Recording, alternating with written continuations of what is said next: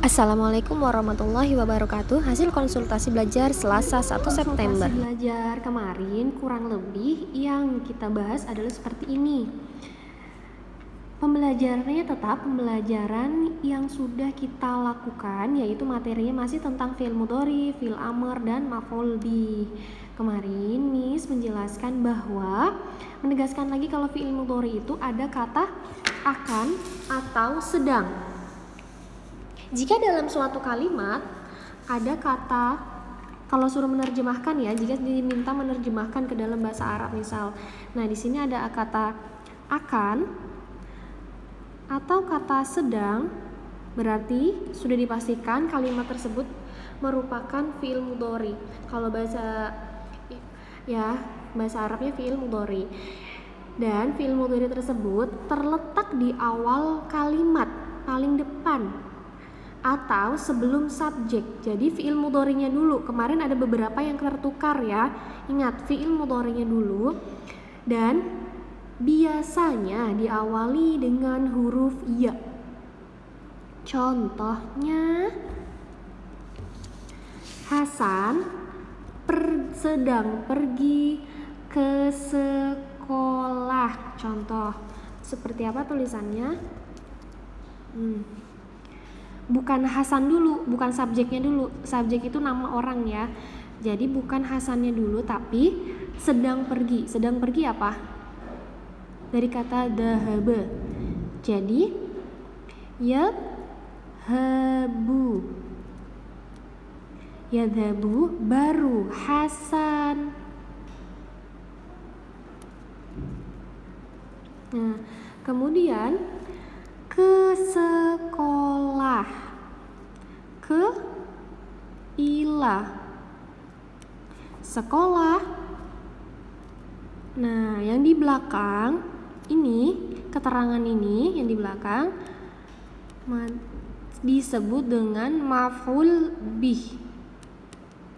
Nih, disebut dengan maf'ul bih yang di belakang. Di belakang ini adalah maf'ul bih, kayak keterangan ya. Coba dilihat, maf'ul bih itu keterangan. Terletak di akhir kalimat, benar nggak terletak di akhir kalimat? Ya, di akhir kalimat. Terus diawali dengan alif lam. Diawali dengan alif dan lam, itu harus. Kemarin banyak yang hanya menuliskan kata aslinya saja. Tapi untuk maf'ul bih harus diawali dengan alif lam dan harokat akhir adalah fathah. Fathah kecuali ada huruf jar. Kecuali ada huruf jar nih, huruf jar. Huruf jar itu apa saja sih? Di antara yang sering kita menuliskan, yang sering aja ya, yang sering digunakan, huruf jar yang sering digunakan. Fi itu huruf jar. Ila, ba'da, qabla, kemudian ada ala, lalu ada lagi min, dari ya, an juga dari an. Nah, yang seringnya ini.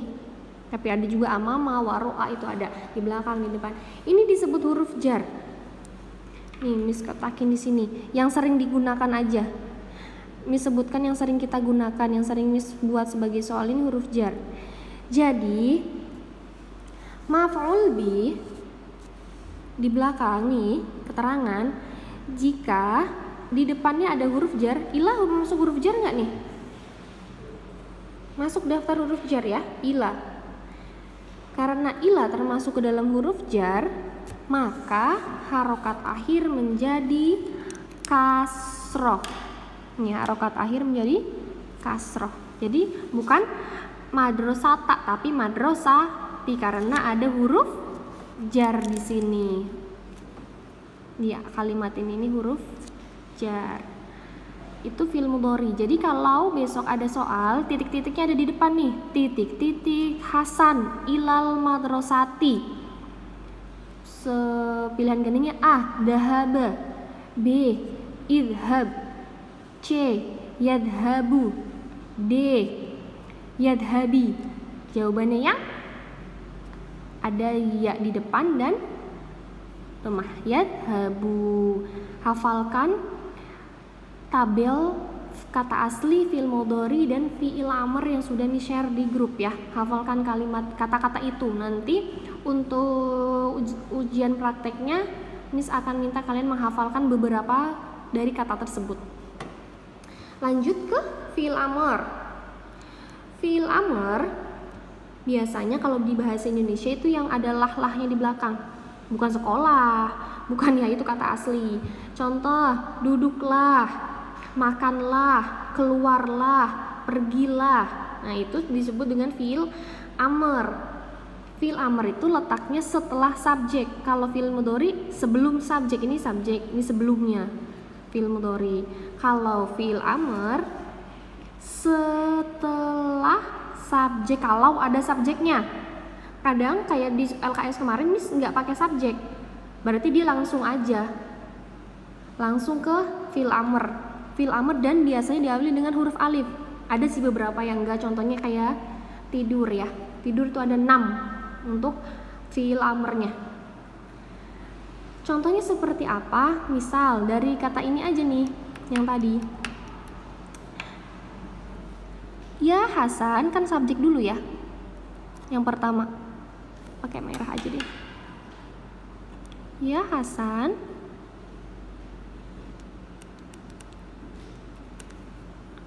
Yadhabu, jadi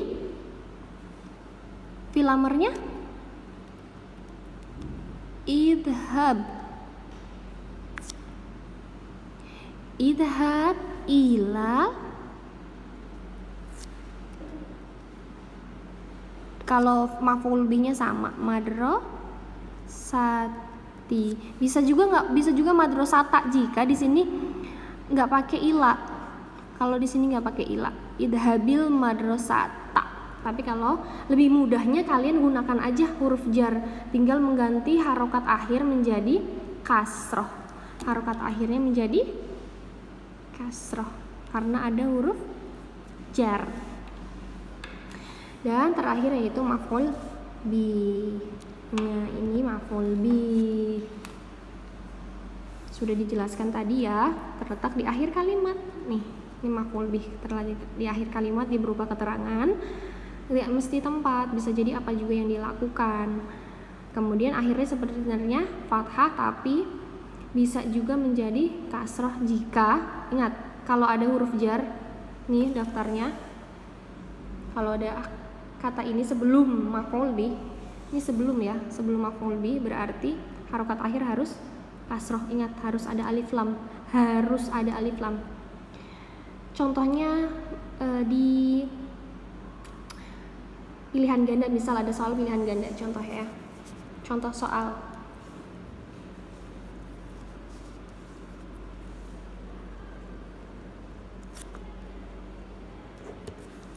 Contoh soalnya 1. Nah, yadrusu mencing. Ya Bapak ya. Yadrusu Sulaimanu fi titik-titik. Pilihannya A,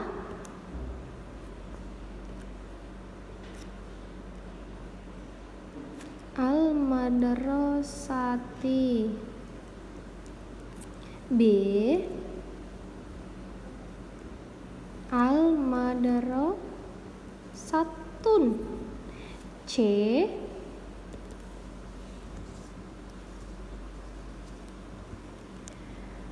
madrasata,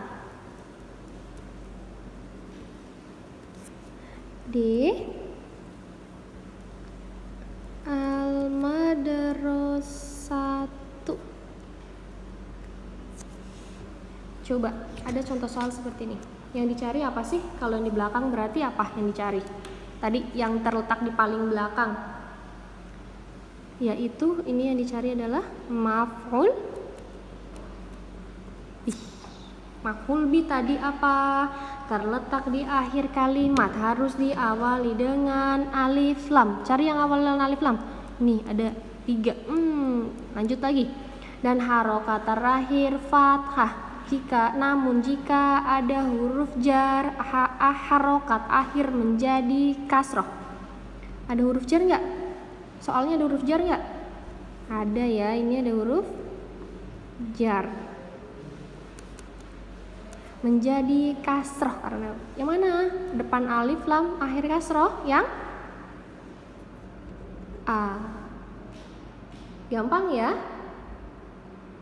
Ada lagi. Contoh berikutnya. Nomor 2, titik-titik. Nah, ini titik-titiknya di depan, kemudian baru subjek.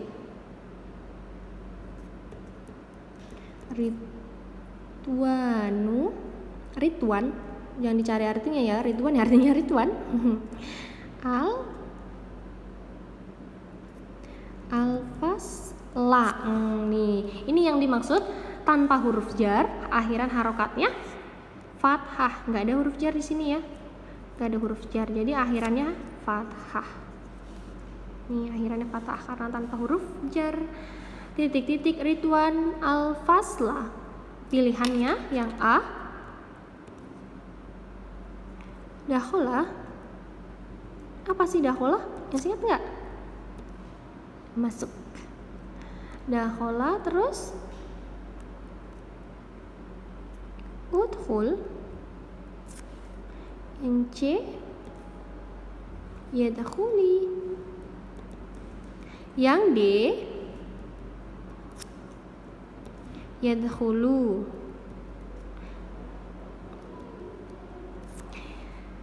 Tadi ingat nggak kalau sebelum subjek? Ini sebelum apa sesudah? Ini subjeknya. Di sini sebelum apa sesudah?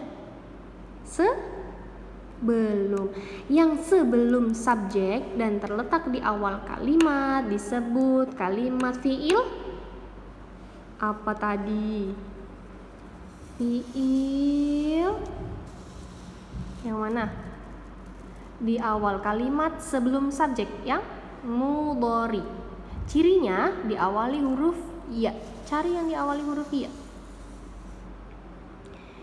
Ada 2, C dan D. Kalian harus ingat-ingat lagi hafalannya. Hafalan yang dihafalkan di tabel. Yadkhuli atau yadkhulu. Yang D, yadkhulu. Ini harus dihafalkan ya. Tabel yang di grup itu yang sudah di-share itu kalian hafalkan. Kemudian contoh terakhir ketiga. Contoh yang ketiga, misalnya kita mencari yang setelah nih, yang ada beginian-beginian ya. Ya Hasan, titik-titik, ilal fasli. A. Idhab, gampang. B. Dhahaba. C. Yadhabu. Dan yang terakhir D. Yadhabi. Terletak di tengah, yang di tengah setelah subjek. Bisa juga nggak ada subjeknya kayak di soal LKS yang Miss bikin, bisa juga nggak ada subjeknya. Bisa juga nggak ada subjeknya, tapi terjemahkan kan, kalau terjemahkan ada lah-lahnya berarti dia adalah fi'il amr. Gampangnya sih begini, ada subjek, titik-titiknya di tengah, ilal fasli. Yang fi'il amr yang mana? Kenapa dia fi'il amr? Karena terletak di setelah subjek. Subjeknya dulu baru fi'il amr.